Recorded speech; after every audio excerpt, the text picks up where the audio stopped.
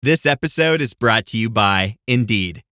When your computer breaks, you don't wait for it to magically start working again. You fix the problem. So why wait to hire the people your company desperately needs? Use Indeed's sponsored jobs to hire top talent fast. And even better, you only pay for results. There's no need to wait. Speed up your hiring with a $75 sponsored job credit at Indeed.com/podcast. Terms and conditions apply.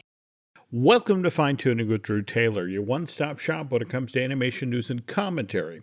I'm entertainer writer Jim Hill, and Mr. Taylor, whose writings on the industry you can regularly read over on The Wrap, and whose musings on the Mission Impossible movies you can now listen to on Light the Fuse, the official Mission Impossible podcast. Anyway, he and I are recording this week's show on Tuesday, August 22nd, 2023, which I know, that's late for us, but there's a reason. Drew spent this past weekend dealing with Southern California's first tropical storm since 1939? Yes. Okay, and then in the middle of that, you guys got hit with a 5.1 earthquake centered in Ojai, right? Northwest of LA?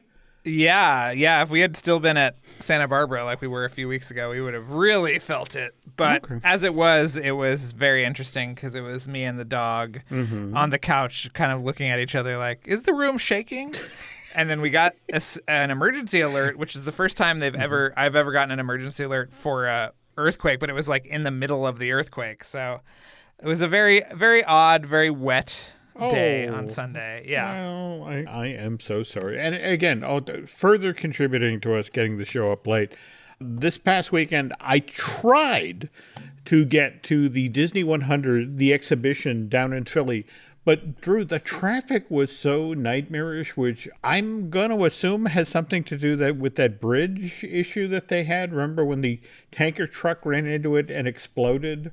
But we ended up defaulting and going to our secondary target, which was Allentown, PA, did a visit to Dorney Park. And I have since ordered a copy of the catalog for the Disney 100 exhibition off of eBay. So at least I can be conversational about the thing. And I will try to see it when it moves to Chicago or Kansas City. That's where it's supposed to go after that. But the exhibition is closing this coming weekend, August 27th. And on the very same day, the Laika Life in Stop Motion exhibit at the Museum of the Moving Image in Queens, New York, also shuts down. And I know we mentioned that in the previous show. I just want to make sure people get the chance to see that. But speaking of Laika, did you see what happened with the Coraline re-release this past weekend? Yeah, it made a lot of money. A lot of money. Especially for a 14-year-old film. What is it? Made $4.9 million. And again, it only ran on 2 days. It was one of these Fathom event things.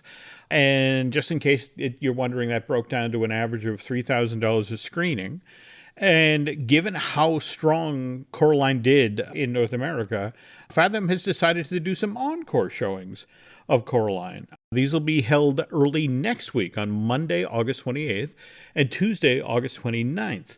And to further entice us all to come out, these screenings will feature new behind-the-scenes footage from the Laika archives and a return to the worlds of Coraline, explored through unique behind-the-scenes stories, key artifacts, puppets, and costumes. Also, on last week's show, Drew and I talked briefly about the other exhibit that celebrates that animation studio, the one that's currently at Seattle's Museum of Pop Culture, Laika Hidden Worlds. And that's there through August 31st, 2024. That said, I mentioned last week when we were talking about this exhibit that this 7,500 square foot exhibition had a section that touched on Wildwood, which is Laika's next stop motion project. That one won't be out in theaters till 2025. Since you and I last recorded, Drew, the folks at Laika reached out and wanted to make sure that people who were headed to the MoPo, that by the way, that's the cute little short name for the Museum of Pop Culture out in Seattle, that they had realistic expectations when it came to the Wildwood section of the Laika Hidden Worlds exhibit. This part of the exhibit is the tiniest part. And they stress that's because the release date is still at least 18 months away, maybe longer. And it features a piece of concept art, a couple of behind-the-scenes photos, and a partial listing of Wildwood's vocal cast, which includes Carey Mulligan, Mahershala Ali, Angela Bassett, and Awkwafina. So as long as you go into this exhibit, the Laika Hidden Word thing, and understand that's as much of the Wildwoods you're going to see. But again, that one got underway March 18th of this year, and like I said, is expected to continue through August 31st, 2024. It makes me crazy that I know the exact date of when that's closing out in Seattle, but I don't have a time yet when the stateside version of the Disney 100, the exhibition, is going to open Chicago, or for that matter, when it moves to Kansas City. Now, Drew, I can tell you right now, when the European version of Disney 100, the exhibition, opens at the Excel in London, that's October 13th of this year. And it's a similar set of artifacts and art. It's not an exact duplicate of what is on display in Philly. So it makes me a little crazy again with why that info isn't out there. And speaking of info that's out there, I just wanted to remind our listeners that news portion of today's show is brought to you by Fine Tuning's newest sponsor, which is Touring Plan's own travel agency. So if you're thinking about heading back to the Walt Disney World Resort in the not-so-distant future, these obviously knowledgeable folks can help you plan your dream vacation. They'll even toss in a free subscription to Touring Plan. So if you're planning on visiting Central Florida sometime soon, check them out at touringplans.com/travel. Okay, Drew, I'm now going to ask you about your email today.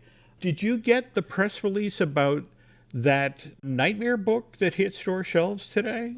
No, I didn't get any press release. Tell me about it. Really? Okay. Yeah. It's called Tim Burton's Nightmare Before Christmas, Beyond Halloween Town, The Story, the Characters, and the Legacy. It's by an Emily Zemmler, who wrote the art and making of Disney's Aladdin back in April of 2019. So this is the coffee table book for the live-action Guy Ritchie version of Aladdin, rather than the hand-drawn Ron and John version, which was released back in November of 92, which, by the way, was also supported by a book, John Kilhane's great Disney Aladdin, The Making of an Animated Film. But this one literally hit store shelves today. And I guess what's a little concerning to me is this is the second, and by the way, this one's coming from Epic Inc.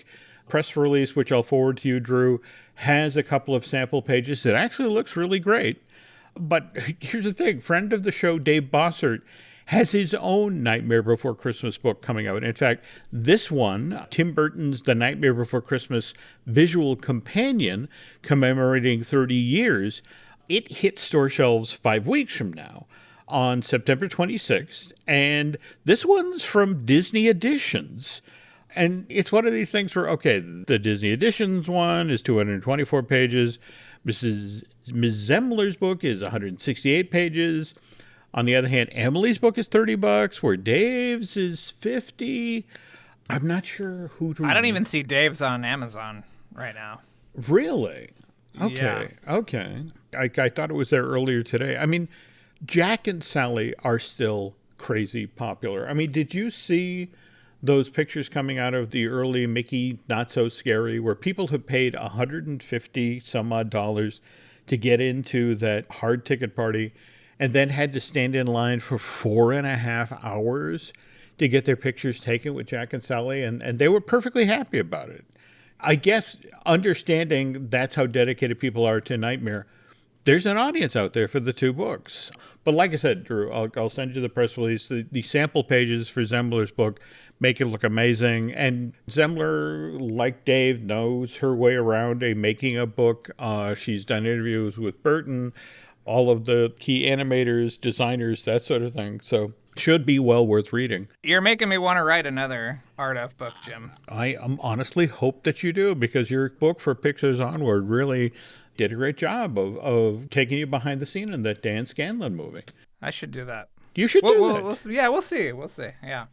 Speaking, again, we were just talking about UNLA and dealing with the hurricane. I think that's what they called it. I was wondering, in the past week or so, did you manage to make it over to the LCAP for they were doing screenings there from the 18th through the 24th of the new 4K of Cinderella? No, because I, as a longtime Disney Movie Club member, I've had this 4K for the past few months. So I have already watched it and loved it. Yeah. They supposedly debuted this, and this is the thing. They went to the Library of Congress, they pulled the nitrate printout, and they used that to create this newly cleaned up version of the film. And it was the Diamond Edition back in 2012 when they finally brought out Cinderella on Blu-ray, where they did something similar, but this is the technology has evidently made so many advances that there's such a noticeable improvement in color, and it's kind of startling to see this finally the way I guess audiences saw it in theaters back in February of 1950. But they debuted it at the Berlin International Film Festival back in February. How soon after that, as a movie club member, were you able to get your hands on it? Oh, I think it was like a few weeks after. Like it was really quick. And now it's going to be on Disney Plus later this week. That's right. That's right. It Yeah. drops on the 25th. And I think this is finally the tipping point for me. Also, let's not forget, Guillermo's, cultural imperative about, we have to buy physical copies of media now. But what else have you recently picked up from Movie Club? What else? If I sign up, and by the way, they're still allowing people to sign up for Movie Club? Oh, yeah, Jim, get your, 10 movies for a penny or whatever. They're still doing that. Okay. I picked up Strange World on 4K, which is the only way you can get it, is from the Movie Club. I've picked up, God, what are some of the other things? Something Wicked This Way Comes, and Escape to Witch Mountain, and Escape from Witch Mountain, Escape from Witch Mountain and Return to Witch Mountain. All the kind of weird 60s stuff. Okay. Treasure of Maricombe. I have a Blu-ray of that now for some reason, Jim. So, do you really? Yes. Wow. These are all the kind of, I love all the exclusive stuff. And also, if you collect regular Disney stuff, all the new release stuff you can get for like $11 on 4K. So it's it's a really great kind of service. Is Treasure Kembe, is that... that's the one they partially filmed on No, Discovery I was about Island. to say. Yeah. I was about to say. In fact, that's what's so fascinating about it is if you're a big Disney theme park geek like I am, that's why you watch the movie. You look past the actors at Bay Lake and, all right, where did they shoot this? But they didn't make available to Movie Club members Midnight Madness, did they? No, there was an Anchor Bay Midnight Madness that came out 15 years ago or something. Right. This shows you that I worked at a video store for 10 years during my formative years. Okay. But, they have not made that available, but they did make they have 3 Caballeros on Blu-ray. That's the only place you can get it. Okay. There was a little controversy with Make My Music. I don't know if you heard about this or not, where I think it was that one where they didn't include one of the... I know the Hatfields and the McCoys is the wrong name. Hatfields and the McCoys is the one they didn't include it. Yeah, because of all the gun violence and... Yes, and smoking. Oh, wow, that's cool. That's cool. But I think it's a great service. I really get a lot out of it. And to be one of the first to have that, Cinderella was great because...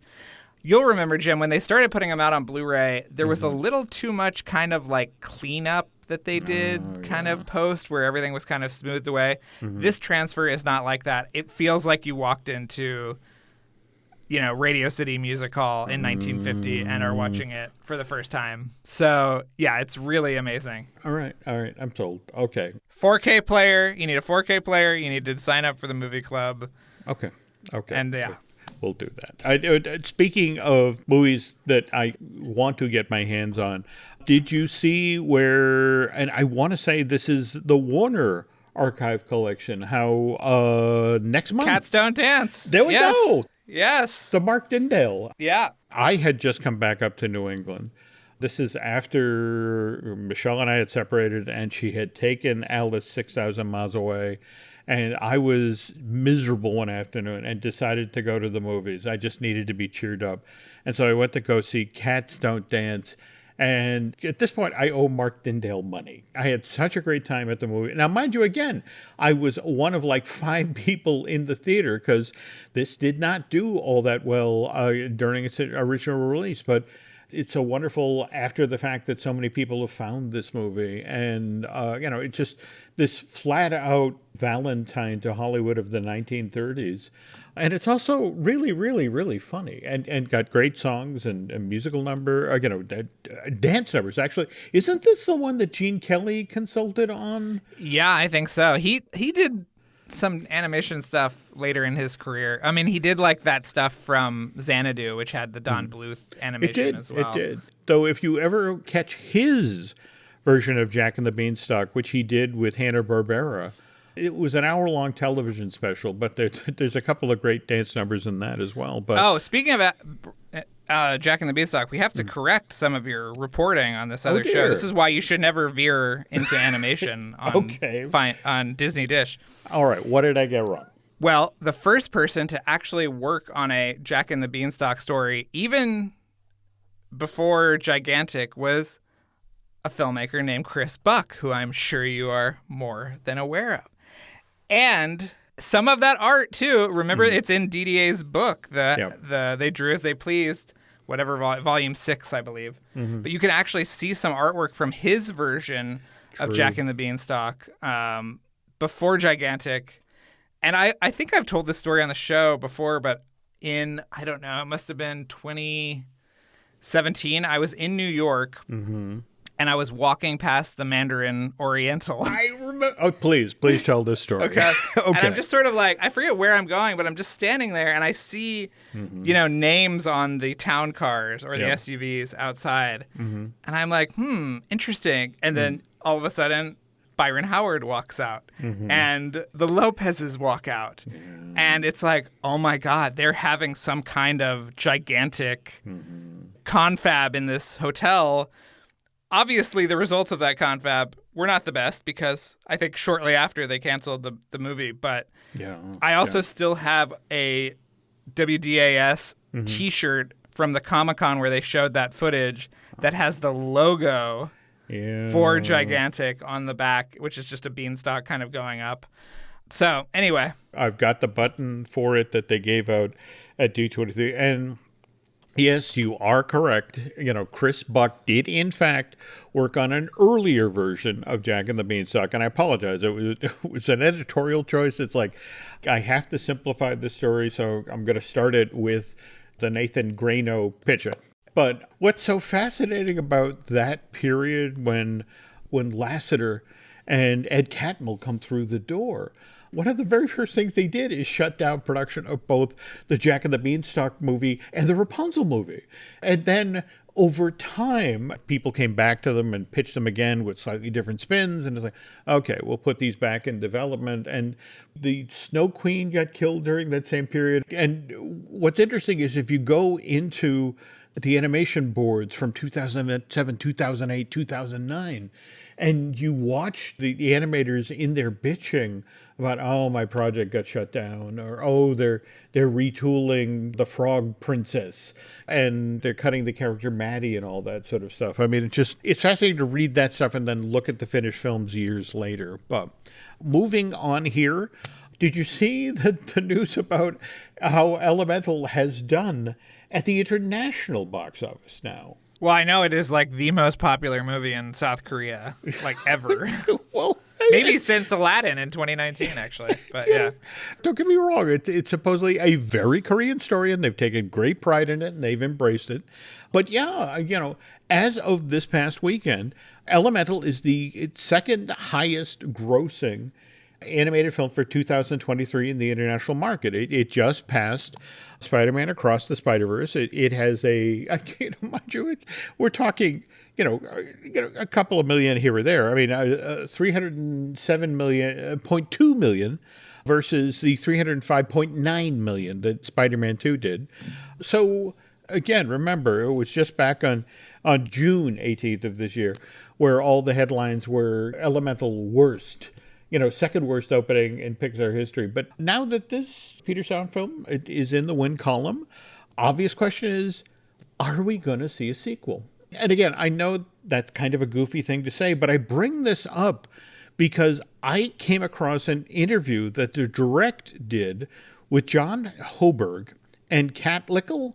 They wrote the original screenplay for Elemental. And this was an interview that was done during the initial round of publicity when they took folks up to Emeryville. You took part in that, Drew, right? They actually weren't there. They did their own press. I believe the writer's strike was looming or had already enacted. So you could actually go through their people, but you couldn't go through Pixar. So they were. This was not part of the long lead day, just to make sure. Yes, go ahead. That's stand corrected.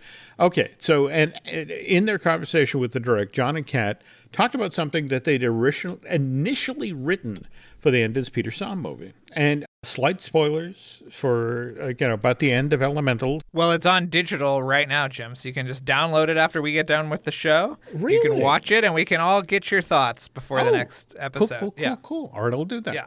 All right, well, anyway, movie ends with Wade and Ember heading off on an adventure outside of Element City. And what Hoberg and Lickel initially wanted to do was go past that and add a post-credit scene, which would have showed Wade and Ember returning to Element City for a visit, where they then introduced their families to Wade and Ember's baby, which was made out of steam. And Kat's comment to the Direct about this was something I kept fighting for a long time.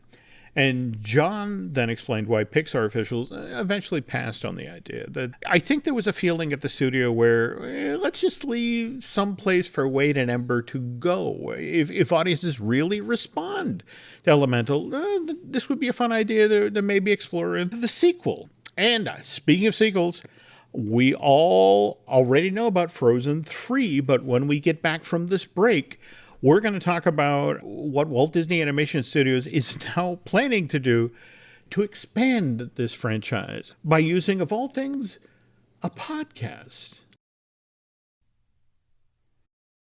This episode is brought to you by Sweet Tarts Candy. Sweet Tarts dare to combine unexpected flavors. And when they did, something unbelievable was created.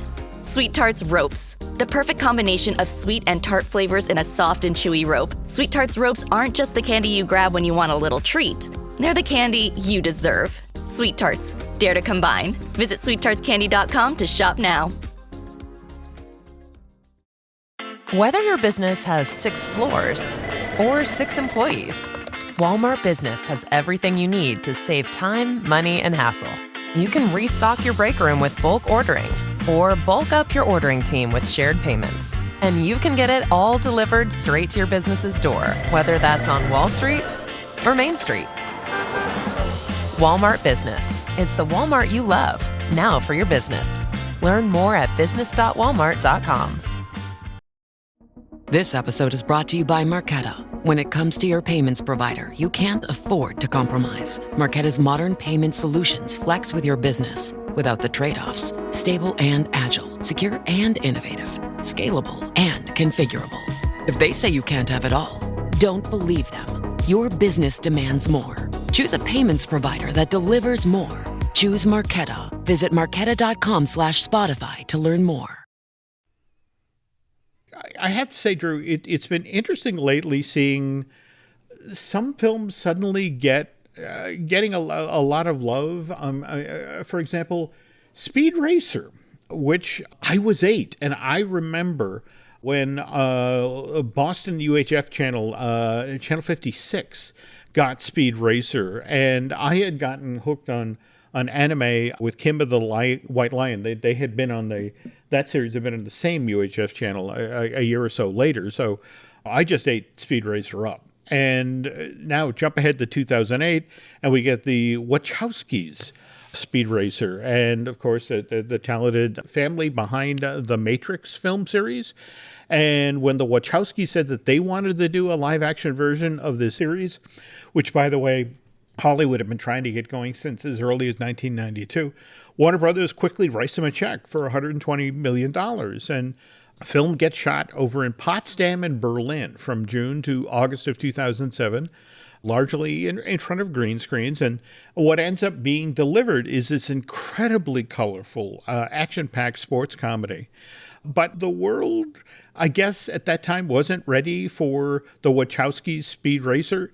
Film only made $98 million worldwide in the late spring, early summer of 2008, and was kind of quickly written off as a candy-colored, hyperkinetic flop. Did you get to see it when in theaters when it was first out? Oh, I saw I saw Speed Racer multiple times. I thought it was, from the beginning, I thot it was a misunderstood masterpiece. I loved everything they were doing. I had the Wii video game that came out that was a lot like, it was very cool. It's, you can't play it anymore. I guess if you have a Wii and you have the game, you can play it. But okay. Yeah, I just thought what they were doing was so next level. Oh, I wrote a college paper about it. Did you really? Wow. Because of the way that they use animation. Because everything in the movie is flat. Like they shot everything separately and composited it together with the same amount of exposure. So if you were standing behind me in a shot in Speed Racer, you would be as exposed as I was, even though I'm closer to the camera, to create this kind of super flat look. So I think it's an amazing movie, and I think it's really interesting in the context of animation. But tell me how it's coming back, Jim. That's what I want to know. 15 years later, and now thanks to YouTube and TikTok, this Wachowski film can now be served up in bite-sized pieces, which is how people are now rediscovering it and singing its praises. In fact, themed entertainment legend Dave Cobb recently described Speed Racer as kind of pouring a bag of Skittles straight into your eyes. That sort of sugar high coupled with the color. And just today, for example, I was watching the 10-minute end of the race, which, by the way, is kind of a showcase for what exactly you described. I mean, whenever they cut to the people who are watching the race or commenting on Speed, and cutting away from the amazing, crazy race, they're flatter than flat. No, that final race is absolutely incredible because he starts to warp the world around him. And it's just, there's that shot where he's kind of sliding along the track and it's almost like tie-dye, he's deforming the track as he's gliding by. I mean, it is so brilliant. Absolutely. So again, it just tickles me that people are now finding it and now appreciating it. And in a weird sort of way, this is sort of the same way I felt about Scott Pilgrim versus the World, that terrific Edgar Wright movie that came out in 2010, which of course is big screen adaptation of the popular set of graphic novels. My daughter Alice was out visiting myself and Nancy summer of 2010, and she was the one who said, no, we're going to go to theaters, we're going to see this, which Universal released to theaters August 13th of that year. And it was great fun. I mean, it had an amazing cast, a fun look. It also was surprisingly affordable. I want to say for a film that has as much effects work in it that's used to comment on the live action and that sort of thing, they brought it in for like 65 to, depending on who you talk to, 85 million. Still didn't make any money, but neither movie made any money. No, not at all. I want to say it only made 33 million here in the States, the 16 overseas, total of 49 million worldwide. So a flop. But now, 13 years later, Scott Pilgrim versus the World, beloved, maybe cinema classic is a little strong, but has obviously, there's so much affection out there that we're getting an animated continuation of that 2010 film. In fact, it shows up on Netflix in November, right? Yes. And boy, I wish I could say more about this. Should someone on this podcast have seen it already, that would be amazing. But unfortunately, oh dear, Mr. Embargo again, eh? Mr. Embargo. But okay. I will say that fans are going to have a lot to chew on, and it is. Talk about. Did you see this? I mean, the animation you saw in the trailer is just mind blowing. And animation's being done by Science Saru. And the two gentlemen who did the graphic novels, Lee O'Malley and Ben David Grabinski, are part of the team here, along with Edgar Wright. He's back, the director. Yeah, I mean, Ben David didn't have anything to do with the comic. He is just he's a a TV and film writer. But yeah, he and Brian wrote all the new scripts. Yeah, it is a labor of love, and everyone from the movie came back to voice the characters, which is just insane. No, I love that. So that debuts on Netflix November 17th of this year. And February 8th of this year, as part of an quarterly earnings call, we learned that Disney had sequels to Toy Story, Zootopia, and Frozen in the works. Now, mind you, we don't have word yet when Frozen 3 is supposed to arrive in theater. We did learn back on June 16th that Jennifer Lee will not be returning as the co-director of the sequel. Yeah, I broke that story, Jim. Thank you very much. Well, There we go. All right. Credit where credit is due. That's the other interesting part of this, where it's an unnamed director pitched the story. Was that you as well? Or No. I would name the director, Jim. Well, no. Come on. That's I was kind of hoping you could, but all right, dang it. Okay. But anyway, to make sure that this franchise stays front of mind till Frozen 3 arrives in theaters, the Mouse revealed just today that Frozen will be returning as a podcast. And for me, Drew, what was fascinating about this were the creative partners. Trio of divisions at Disney are teaming up to do this. We have Disney Publishing Worldwide, we have ABC Audio, and then Walt Disney Animation Studios. And it's supposed to be a 12-part audio series, which will be entitled Frozen Forces of Nature, and is deliberately taking place in that period between when Frozen 2 ended and when the storyline of Frozen 3, whatever that is, begins. And just a reminder here, at the end of Frozen 2, Anna had just become the Queen of Arendelle, while Elsa has gone off and she is now the protector of the Enchanted Forest. And did you see the sort of paragraph tease of where the story is headed, that ABC Audio shared? I couldn't make heads or tails of that. I thought, Well, all right. I thought, they're introducing new characters that could be in the sequel or something. And I was like, okay, sure, whatever you want. Okay, well, speaking of which, here is that paragraph, folks. This audio series follows Queen Anna, who has a lot on her plate. There are visitors to her kingdom, a friend in need, and even the Duke of Weaselton's nephew skulking about. So when the spirits of nature start acting up, she knows she has to solve the problem and fast before things get out of control. But when Anna and Elsa travel to the Enchanted Forest, they find mysterious copper machines that are disrupting the natural order of things. Who made these machines, and what are they doing in the forest? More importantly, how do Anna and Elsa stop them? And as you can see, Drew is it's not incorrect. That's so robots are tearing up the Enchanted Forest now. Okay, no specific launch date for this series has been announced yet. There is just a listen in October tag as part of the Frozen Forces of Nature video trailer, which, by the way, uses a lot of art from the various Frozen 2 books that Walt Disney Publishing Worldwide used previously. And just another couple of things worth noting here.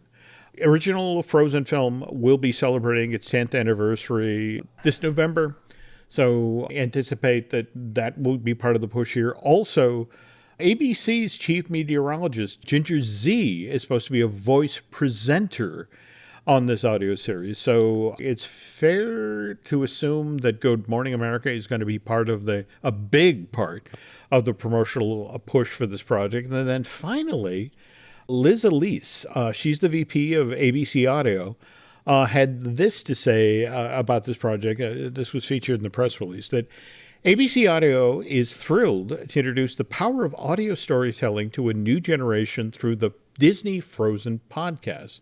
This immersive series, created in partnership with Disney Publishing Worldwide and Walt Disney Animation Studios, taps into listeners' imaginations and offers parents an engaging, screen-free experience to share with their children. And I thought that was interesting, that the mention of the screen-free experience and the whole notion of, okay, so we're creating an audio story sort of keeps people engaged till Frozen 3 arrives. But has Disney done anything previous to this? I mean, I know that Marvel has done a couple of audio stories. Yeah, but nothing that is supposed to be a kind of bridge narrative between projects. That's an excellent I mean, this does point. seem like something that was dreamed up in several conference rooms after a highly caffeinated day. But I mean, maybe it'll be good. They have suspiciously neglected to assign the voice cast, so I think that will make or break this project. To me, it's like if you can get people back to do the voices, and you can get decent people to do the new voices, then that'll be great. And if you can't, That's an excellent point. but I can feel the synergy, Jim. Can you feel this? The different business units communicating, the Slack messages, the one-upsmanship. Oh yes, we're gonna get a meteorologist from ABC. Oh, this is what the boardrooms sound like at Disney. Coming up with this. I can see why Disney Publishing Worldwide would have grabbed this with both hands. I mean, the whole notion of we can get Frozen product out there ahead of Frozen 3. I'm sure there will be books that support this audio series, they'll go the standard, the young adult version, the picture book, the golden book. There will be all manner of revenue streams tied to this thing. Oh yeah, I'm sure there'll be an anniversary collection like the Jurassic Park collection that they put out this year. Makes sense. Yes. Frozen is a perennial Christmas time favorite, Jim, as you know, as I'm sure you've put it on Freeform every time it's on. Just this weekend, as we were driving home from Pennsylvania, and Nancy got on Spotify, and I don't know why she did this, but it turns out they do a Josh Gad mix where you can get, everything that Josh has ever sung. Mind you, it's Book of Mormon. It's both of the Frozen films. Central Park. Yeah. And we listened to it for about 2 and 3 hours. And they didn't play that great number that time of year from the Frozen Ever After holiday special, which it's Josh in top form doing a patter song. But speaking of top form, again, you and Charles Hood have been killing it with the Light the Fuse, the official Mission Impossible podcast. But I know it's been interesting lately because you need to get shows sort of signed off on by the nice folks at Paramount. So yes. What have they signed off on lately? Well, today that we're recording is our first Lauren Balfe episode, and then our second Lauren Balfe episode is next week. This is obviously the composer of Fallout and Mission Impossible Dead Reckoning Part 1, which is still, I have to remind people, Jim, playing exclusively in theaters. And what's great is we have access to actually play music and not get in trouble. So we do that in these episodes. So hopefully people will enjoy those. Cool. Okay, and I know we bring this up every episode, because social media is just getting more and more interesting, especially over at X/Twitter. So you are still there in some form, right? Yes, I am. Yeah, Drew Taylor, like a tailored shirt. And that's across every platform. Okay. So that's on Threads, that's on Blue Sky. I'm everywhere, Jim. I'm everywhere and I'm nowhere. Okay. I'm in this closet. I'm stuck in this closet recording podcasts is where I really am. Yes. Okay. Well, we're kind of in the same boat as Drew. You can still find me on Twitter, or send me X, and Instagram is Jim Hill Media, and then over on Facebook is Jim Hill Media News. And again, we have a couple other podcasts here. If you get a chance, we'd love you to give a try. We, of course, have Disney Dish that I do with Len Testo. We have Marvelous Disney, which I do with Aaron Adams, who, by the way, also has his own Patreon project, 32nd Street, which shines a spotlight on Madison Avenue and is a lot of fun. And then we have Looking at Lucasfilm with Brian Gahn. I think Star Wars Ahsoka finally, just now, became available for viewing on Disney+. So I think I know what I'll be doing later this evening. It's very good. Is it? Very good. Okay. Yeah. Okay. It's not Andor, but what is? Okay. But I think it's probably the best of the other live-action Star Wars since maybe the first season of Mandalorian. Very cleanly directed, good characters. I think you'll enjoy it. I can't wait to hear what you think. Wow, that's high praise. Speaking of video-related stuff, I want to remind our listeners about Len and Mine's new project, Disney Unpacked. It's our first ever video series, which we're producing in collaboration with Jim Schul, who spent 30-plus years at Walt Disney Imagineering creating some of your favorite attractions for the parks. So things like Rock and Roller Coaster and Mater's Junkyard Jamboree. We will be launching that show shortly. So if you don't want to miss out, head on over to Disney Unpacked on YouTube and subscribe. And I think that's going to do it for this week, Drew. So thanks again for listening. And Mr. Taylor and I will be back soon.